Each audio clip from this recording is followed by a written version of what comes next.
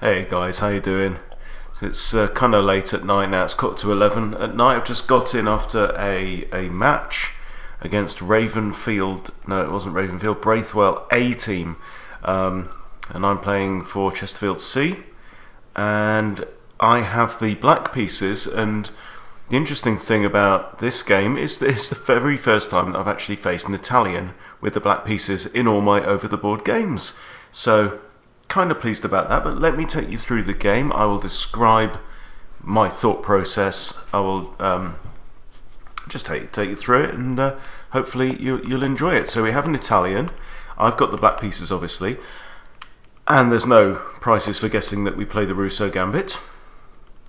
I'm guessing my opponent isn't very familiar with this. I mean, this is weird because I see so many Italians playing online, whether in Blitz or in Rapid, and in a dozen games, maybe half of them as black. Nobody's played like this against me. I've seen 2 or 3 Viennas and whatever. Anyway, so we have the Russo on the board. My opponent declines with D3. Happy days. So now we prepare for sharpness. Okay. So I haven't done deep analysis on this yet. So obviously we play Bishop C5 and we go into the Lucchini. Now, obviously I'm hoping for my opponent to play Knight G5, in which case we get into super sharpness. My opponent does not do that. My opponent castles. Now, I have got the book up here. I haven't got Stockfish running. I'm trying to remember what to do. I'm pretty sure it's Knight F6 if they castle.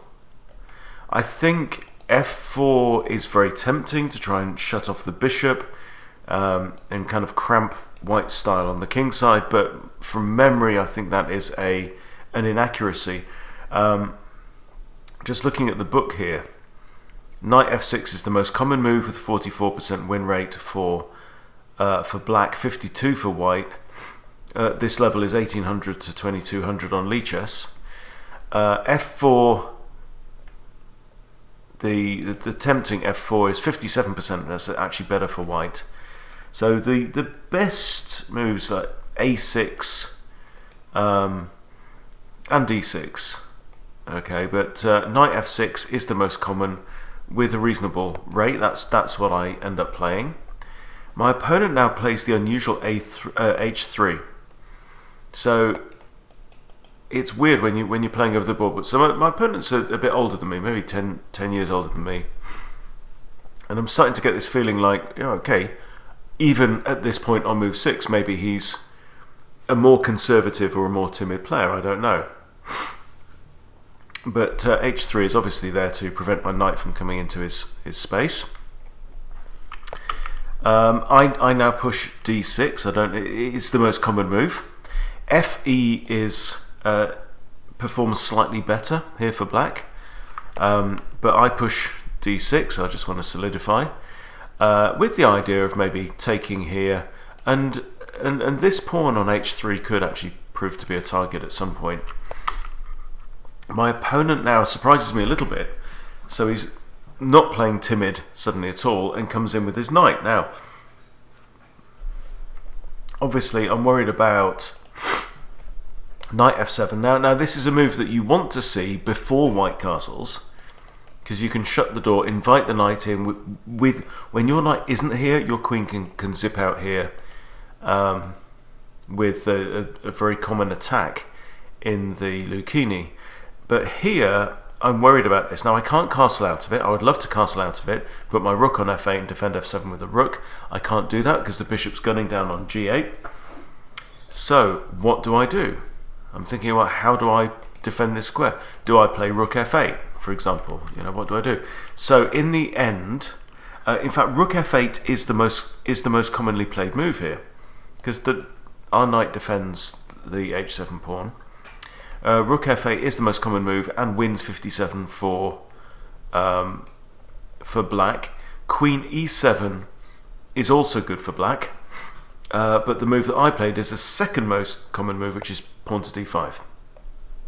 Because although he's got 2 attackers on that pawn, I also have 2 defenders, and this is a very typical move that you play against any kind of fried liver style or family of attack, where you've got the Italian bishop and the king's knights coming in, trying to bust some stuff. Now, white actually wins 66% of the time from here over 47 games, so they always take. Okay, now, you shouldn't take with a knight, apparently, according to this, because white wins 73% of the time from here, and yeah, that's exactly what I do. Wow.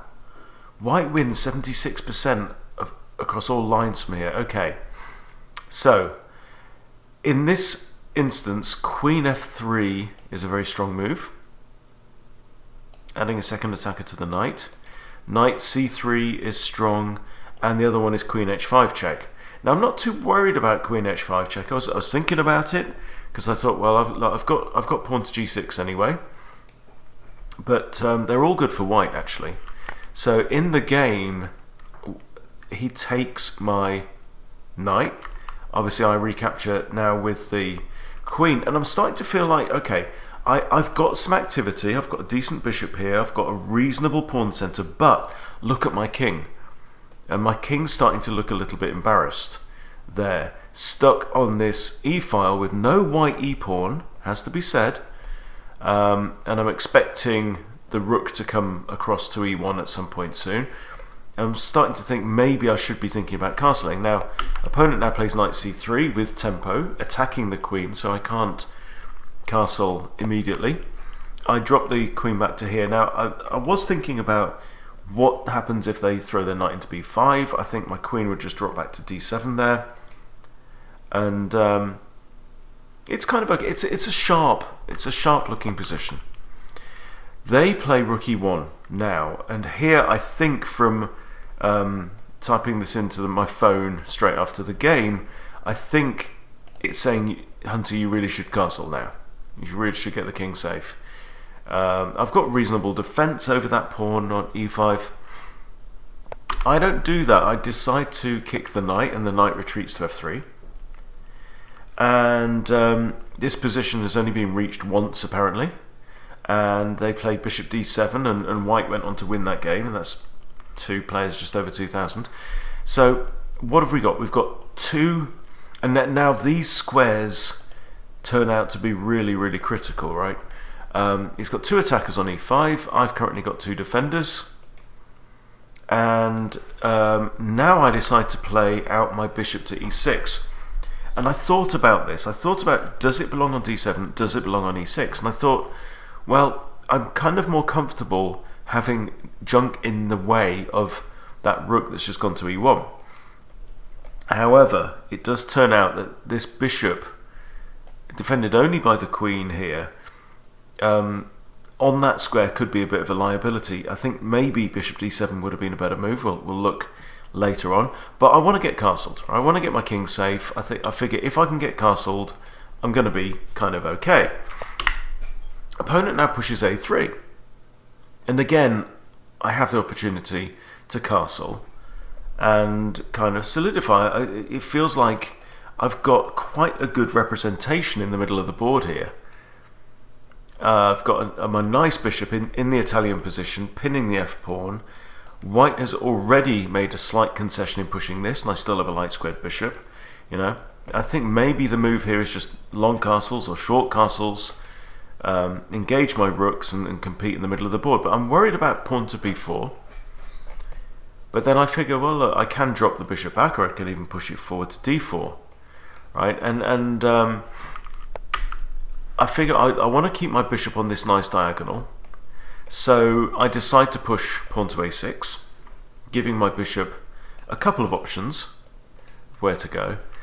And my opponent now applies the pressure. I wasn't really expecting this. Queen e2.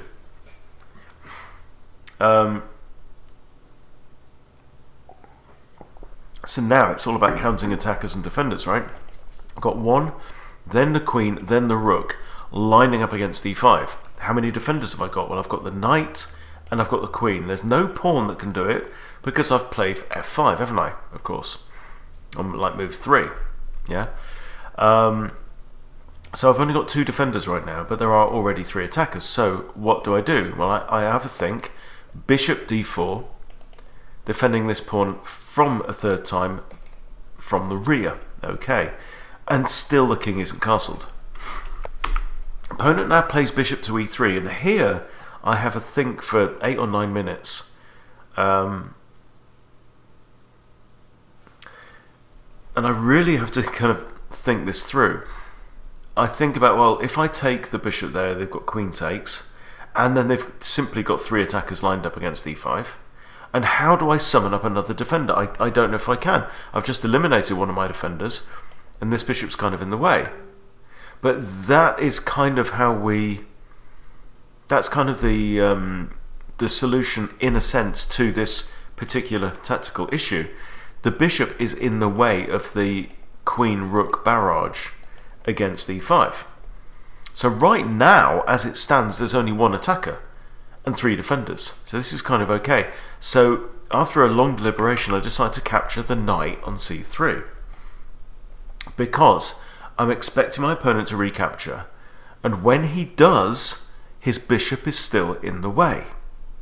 Bishop's in the way of his otherwise crushing, overwhelming majority against e5. So now he takes, and now I have one opportunity to try and summon something up. Now I decide to long castle. He's going to have to move this bishop, and then he has got a 3-on-2 against e5, right? So he drops his bishop back to d2, and here one has a think. Okay, so again we have a little think. Notice that this bishop here is defended by queen and knight, right? He does have an overwhelm against this pawn. So what I decided to do is push the pawn, because if now d takes e4, f takes e4, then I'm attacking the knight all over again. And if the knight moves, hello, then the queen is the only defender of the bishop, right? That's my thinking, that's my logic. He takes, I take. Now, what's he going to do? Okay, is the knight going to move? Well, no, because what he does is he captures the pawn with the queen. Okay, so I'm thinking, alright, we're a pawn down. Finally, I've got king e safe. King e's not too bad. I can't capture the bishop now because the first recapture is a knight, so queen takes doesn't work. So here I decide to play bishop to d5. Now, obviously there's a lot of squares that this queen could go to. She could go here, she could go here, she could go here. Both of these, by the way, come with check and would then force me to move my king, right? Or put the bishop back. Because the queen really needs to defend this knight. If the queen fails to defend the knight, then I can take, and g takes is almost forced. And that would definitely peel open the king a little bit, and we're okay there. Maybe I've got some compensation for my lost pawn. Okay, opponent doesn't move the queen. Opponent decides to counterattack and play bishop f4, counterattacking my queen. And now this is the point at which I recommend that you pause, because this is a critical move in the game. Now, this move that we've just seen was critical in the game. So pause and figure out why this move was critical. Okay, so it comes down to a tactical motif that's to do with like continuity captures.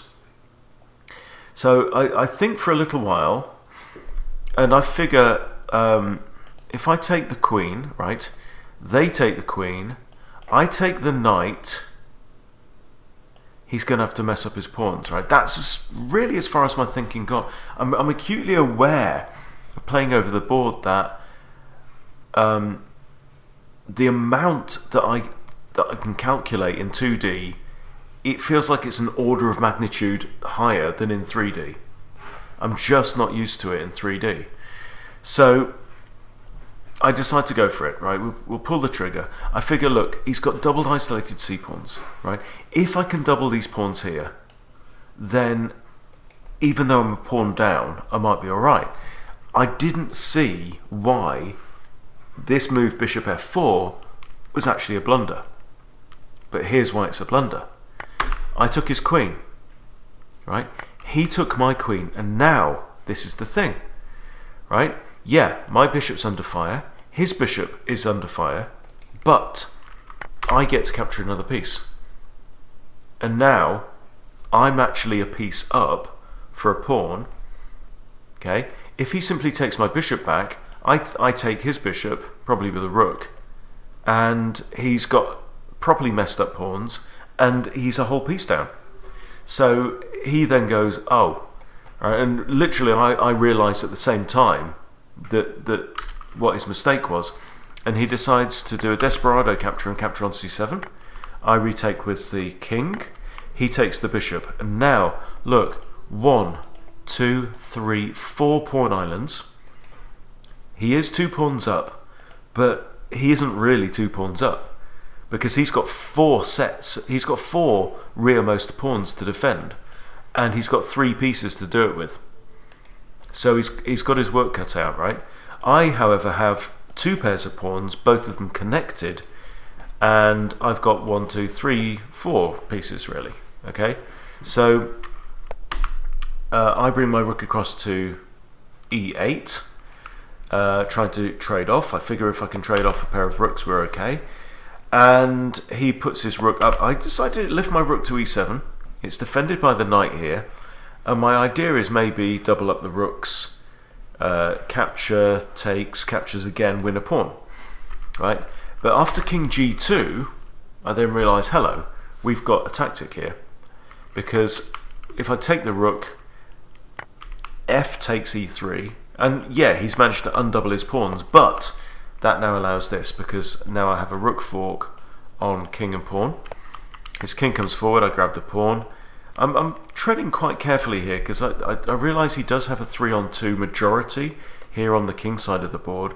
However, I figure that if I can drop, like, capture this pawn, maybe drop my rook down here, these 2 pawns should be able to take out some of these guys, and with a rook guarding the whole, like, 5th rank, and a knight maybe potentially coming in, I ought to be okay. He pushes a pawn forward, I take this pawn.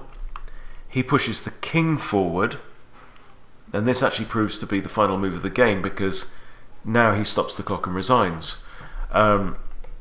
We both saw that I have knight e5 check, then also creating a 2 attackers on here. He could probably move the king to here. I think the computer said that pawn to g6 was best, but it really is a losing position, and it quite honestly, it all came down to this move. So there you go, nice win. So I've I've pasted the PGN here into the chess.com analysis so that we get a pretty version. So let's just whiz through from here, okay? Now, there we go, the Lucchini. Lucchini in castles, excellent apparently. And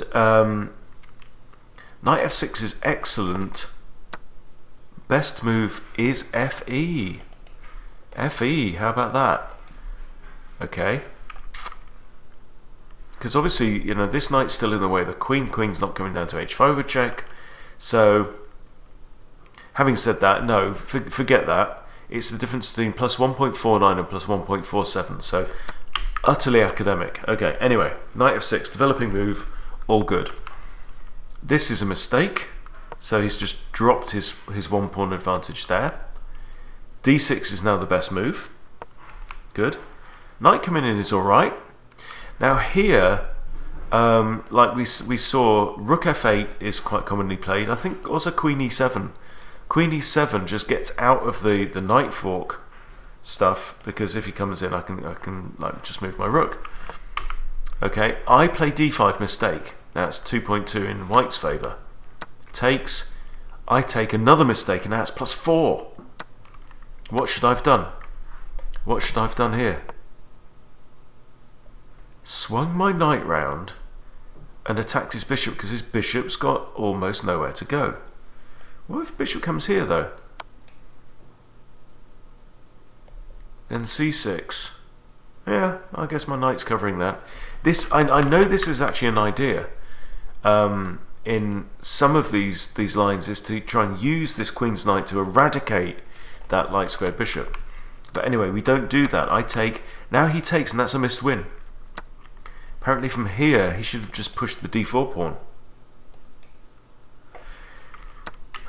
So, anyway, queen takes, and now we're back on level terms. Knight c3, white is very slightly better. And I drop back, computer says I should have dropped back to d7. Because I figured if his knight comes in, maybe his knight's just overextending, then I would drop back to d7, but hey. Rook comes across mistake. And now it says that's a miss. I should have just castled. Get your king off of that blooming e-file, because we saw all the problems that it ended up causing. So I do this, kick the knight back. Oh wow, yeah, queen h5 check here. But I actually saw that, actually, because if queen h5 check, I had g6 defended by my own queen, and I'm actually quite happy with that. g6 would have been a great move. Queen drops back. I'm kind of okay. But anyway, so he retreats the knight anyway, which is not ideal.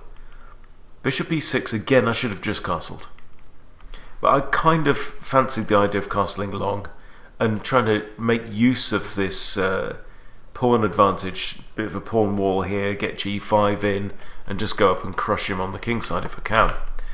a3, just too quiet. But here, yeah, also inaccurate for me. It says now I should have actually long castled. Queen e2 is a miss. This is interesting. I mean, that actually gives up a piece. Bishop d4 inaccurate. I should have long castled. Forget about the pawn. Give up the pawn. Don't worry about it. Right, but it's very tempting to try and hang on to material, isn't it? So that's inaccurate, but it's pretty much level pegging. Right now, bishop e3 is good, and this is the best move. Good, good, good. Obviously, he's got to take back with the pawn, or else he's just worse.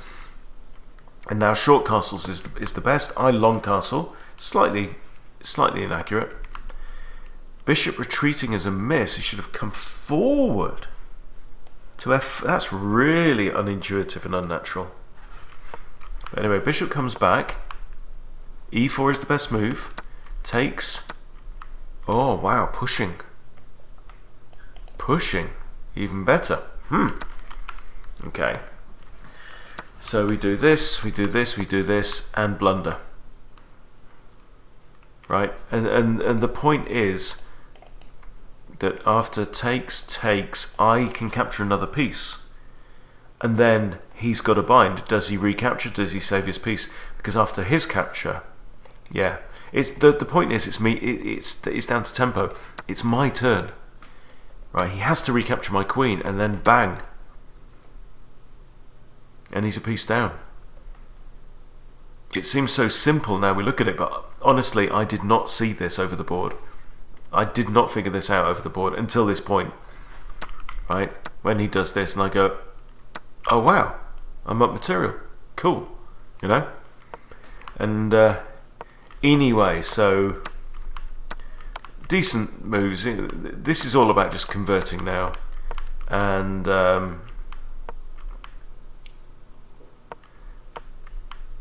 hello, what's it doing here? Okay, no, king g4. Okay, it's gone off into a line. So this was actually the final move of the game, and yeah, the best moves from here. Knight d4 actually, it's saying, coming after this one, but yeah, so it's +6 now already for black, and I really would have had to have done a monumental job to throw that game away. So there you go. I thought that'd be interesting. So my opponent's rating, last rating is 1514 confirmed.